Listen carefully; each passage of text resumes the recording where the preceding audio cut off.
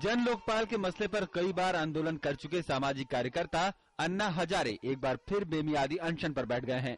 इस बार अन्ना दिल्ली में नहीं बल्कि अपने गांव रालेगण सिद्धि में ये कार्यक्रम कर रहे हैं। अनशन पर बैठने से पहले अन्ना ने गांव में तिरंगा झंडा लेकर एक प्रभात फेरी निकाली। अन्ना के मुताबिक 2 साल बीत जाने के बाद भी सरकार ने अपने वादे पर अमल नहीं किया, इसलिए उनके पास अनशन के अलावा कोई दूसरा विकल्प नहीं है। अभी आश्वासन पर मेरा विश्वास नहीं रहा।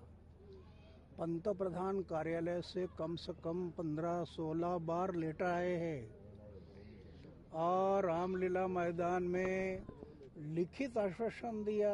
पंतप्रधान जी ने सोनिया गांधी का पत्र आया था कि हम जन लोकपाल लाएंगे। अभी सिर्फ आश्वासन पर हम बैठे तो नहीं होगा। अन्ना के फिर से अनशन शुरू करने और दिल्ली विधानसभा चुनाव में आम आदमी पार्टी के जोरदार प्रदर्शन के चलते लोकपाल का मसला बेहद अहम हो गया है। शायद यही वजह है कि सरकार लोकपाल बिल को संसद के इसी सत्र में पारित कराने की तैयारी कर रही है। The government is ready to debate and discuss and then to pass the Lokpal bill, but the House has to run because unfortunately the opposition parties are stalling the proceedings of the House.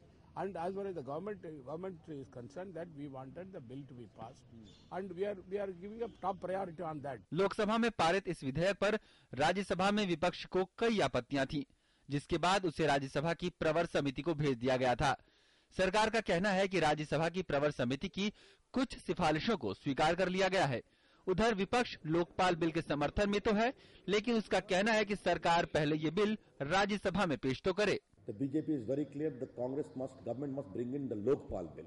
You need a particular number to make your motion eligible. Let that number come. Let the speaker take a call.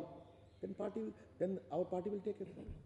Anna Hazare इस मामले को सबसे ज्यादा आगे लाए हैं और उनको क्रेडिट देना चाहिए कि हमारे पॉलिटिक्स में, हमारे राजनीति में एक परिवर्तन के लिए वो एक स्टैंड ले चुके हैं।